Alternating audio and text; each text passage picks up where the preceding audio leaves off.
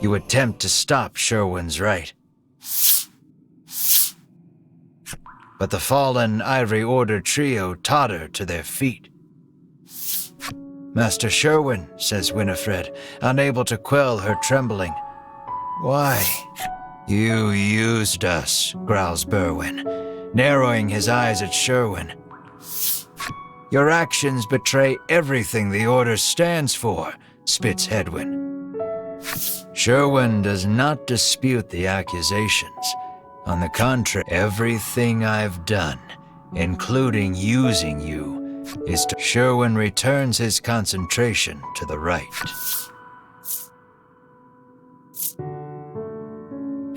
You race towards Sherwin to stop the right, but then Winifred puts out a wrong. He's one of the strong... Still, says Melanie, batting Winifred's hand out of the way, we have to let us help.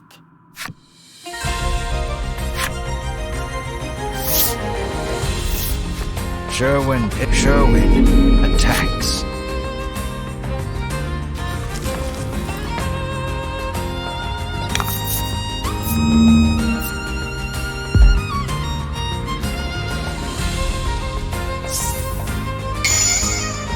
It'll take more than...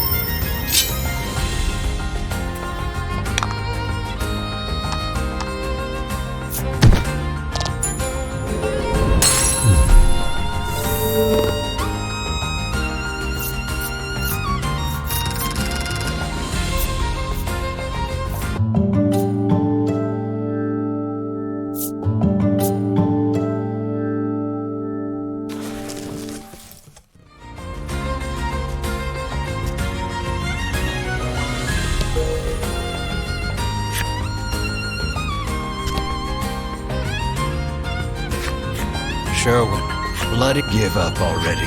within from the folds. So it has come to this, he murmurs, before gulp. Sherwin's body begins morphing into something grotesque.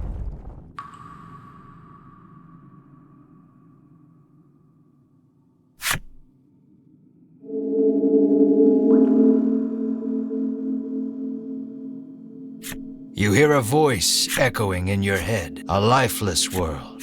I, the Awissuswin, will make sure of it.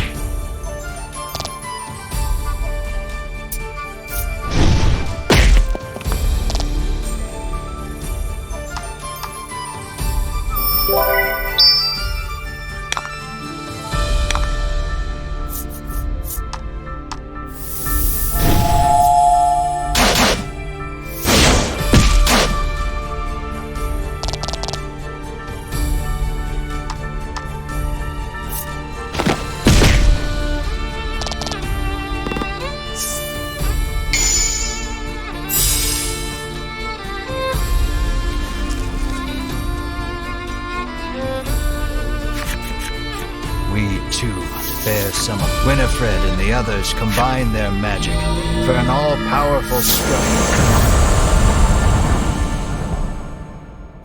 The brunt of the blow, but in your head there is no denying me. The Awissuswin stirs, stretching his humongous wings.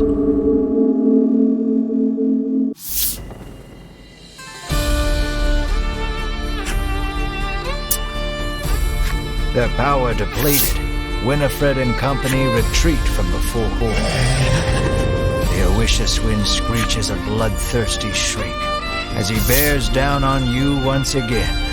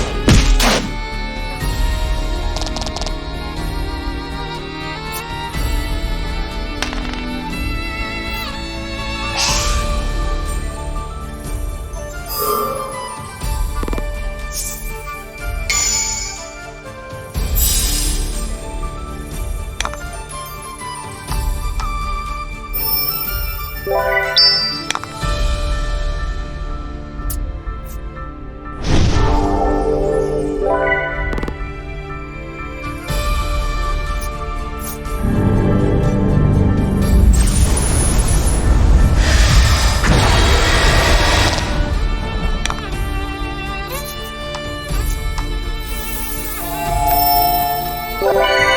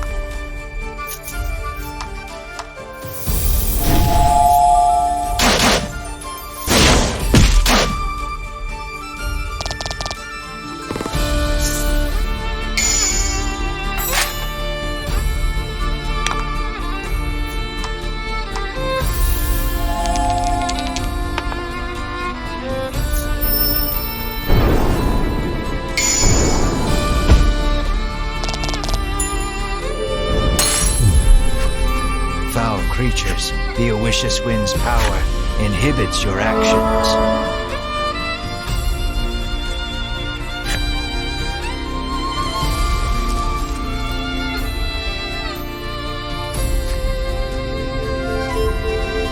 The Owicious Wind gathers his immense strength. You have to do something. But the Owicious Wind's power binds you. Struggling against his power, your spell can make it through. I offer myself body. Melanie recites this. Melanie's powerful magic has bound the Owicious Wind. That same power, though, has also bound her. Her power drained from casting the spell, Melanie collapses to the ground.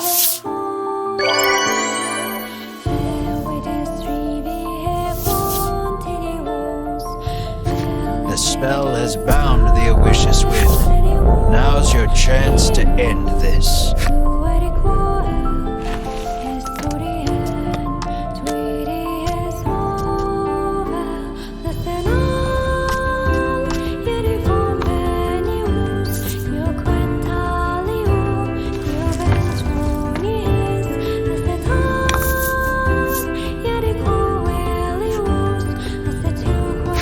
Give it all you...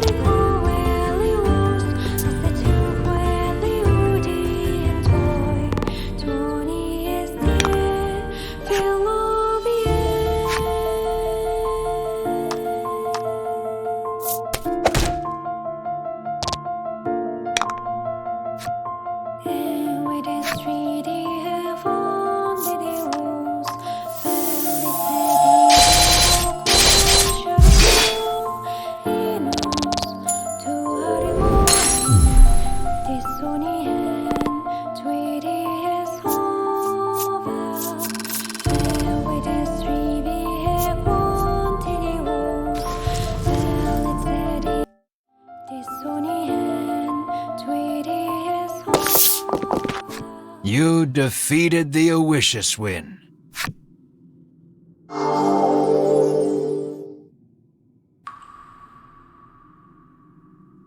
Sherwin, returned to his human form, seems not long for this world.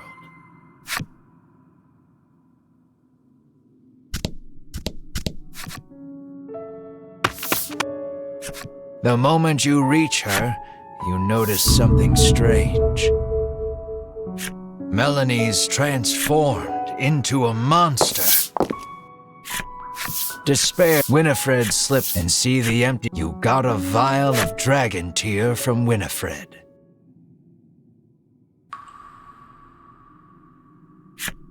The world, your twin, and Melanie. You must decide for which purpose to put the all-powerful dragon tear.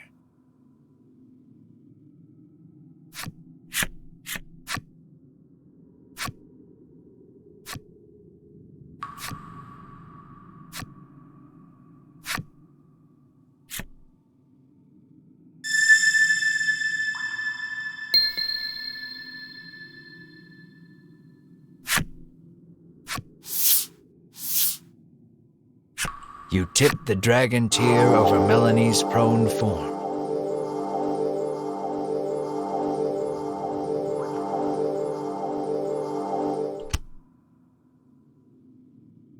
Melanie turns back into a human. You shouldn't have used the last dragon tear on me, she sobs.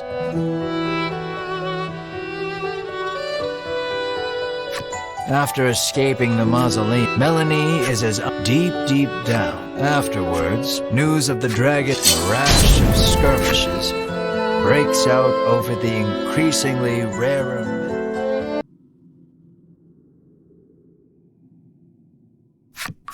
The world, cut off from your twin, for whom and Melanie.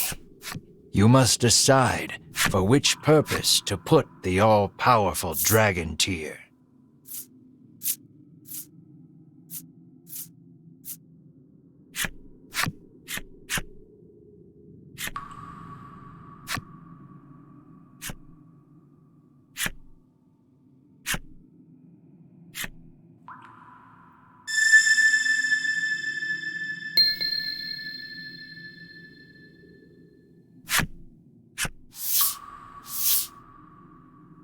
You tip the dragon tear over Mar.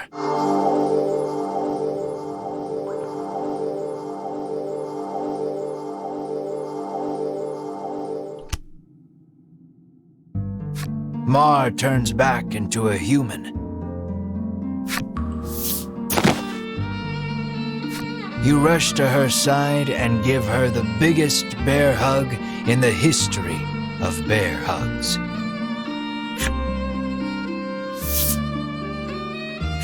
The monstrous Melanie looks on with a vacant stare.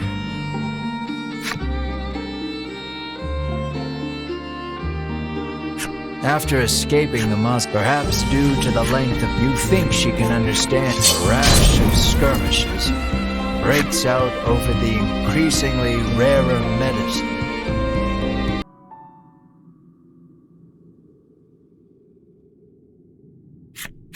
The world, cut off from its your twin, for whom you have and Melanie. You must decide for which purpose to put the all-powerful dragon tear.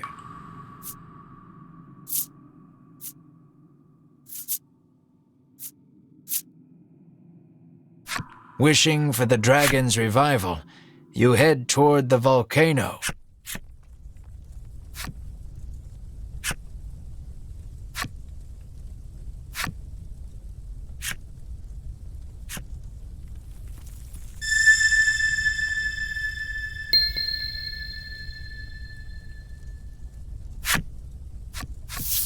At the peak of the volcano, you tip the dragon tear into the roiling lava.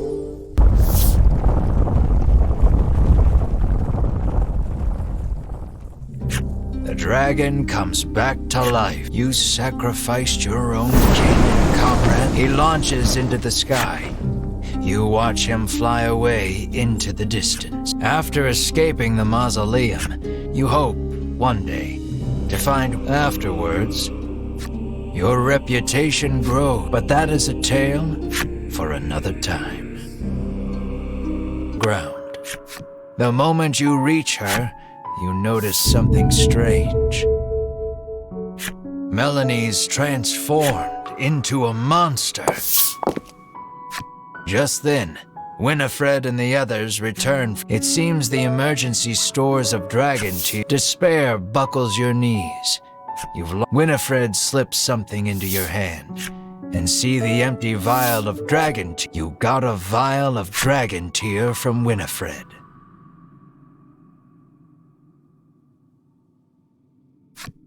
The world, cut off from its supply. Your twin, for whom you have served, and Melanie. You must decide for which purpose to put the all-powerful dragon tear.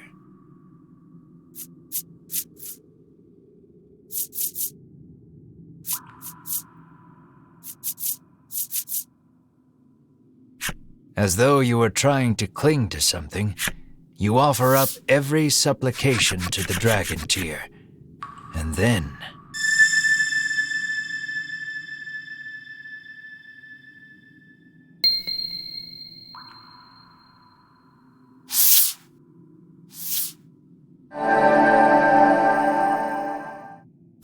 The dragon tear's light overwhelms you, you feel your consciousness start to slip away. Where's that voice coming from?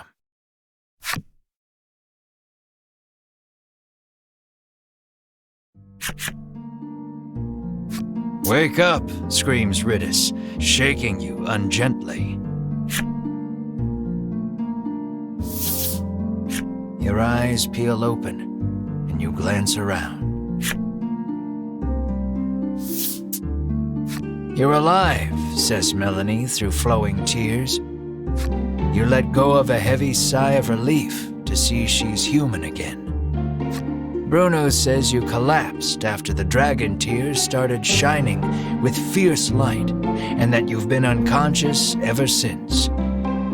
That's when you realize Mar is nowhere to be seen.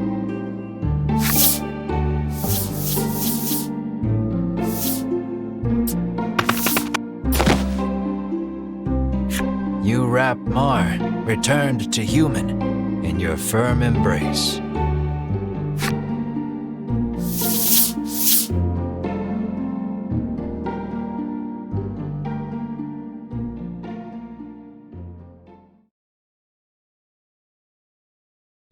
Thus your journey drew to its conclusion. As for the story afterward, you return to Advent Castle and make your report of the events to Queen Nilla.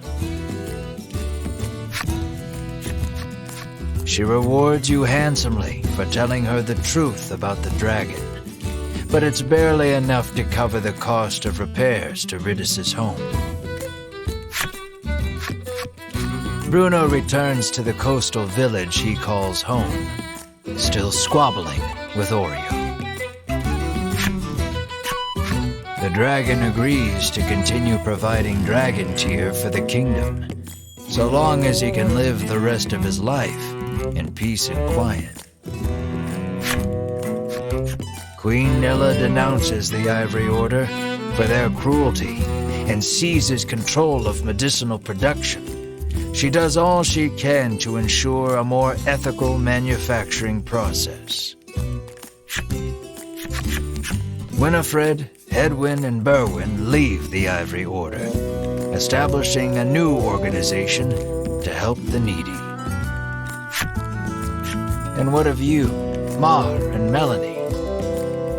Queen Nilla asks you to serve in her court, but that's not really something the three of you are cut out for. You declare, and to this day, the incessant bickering of the bounty-hunting twins and the Black Witch can be heard in various far-flung corners the world over. This is a story of long, long ago and long, long from now.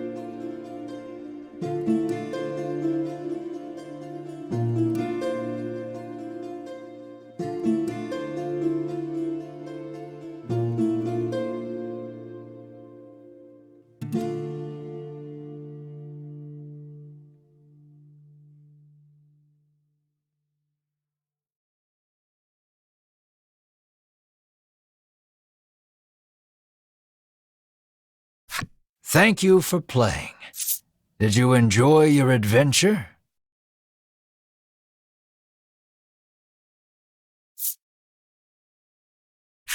Good to hear. That means I succeeded as your game master. Now then, this is the... I hope we meet again in the world. It's been a pleasure.